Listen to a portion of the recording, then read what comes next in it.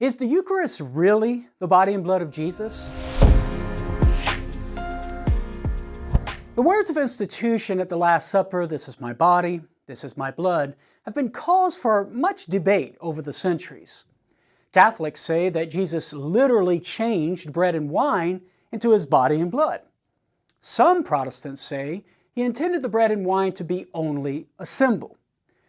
There are many reasons that we could give for the Catholic view, but I just want to share a few here that perhaps doesn't get enough attention by both Catholics and Protestants. First, it would seem that at least the Eucharist couldn't be merely a symbol, in which case it would be just ordinary bread and wine. Because according to Jesus in John chapter 6, the Eucharist is the new manna. Recall from Exodus chapter 16 that the old manna was miraculous. It appeared every day with the coming of the dew, and it never lasted more than a day except on the Sabbath. And this occurred until the Israelites entered the Promised Land, according to Joshua chapter 5, verse 12. If the Eucharist were just ordinary bread and wine, with no miraculous element to it, then the new manna would be inferior to the old. But that's a no-go when it comes to biblical typology. The New Testament fulfillment must always be greater than the Old Testament type.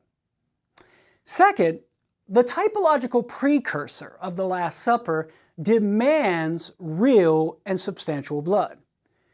Jesus' use of the phrase blood of the covenant reveals that he intends the Last Supper to be for the new covenant, with the sprinkling of blood on Mount Sinai in Exodus chapter 24 verse 8 was for the old covenant, namely the ratifying ceremony.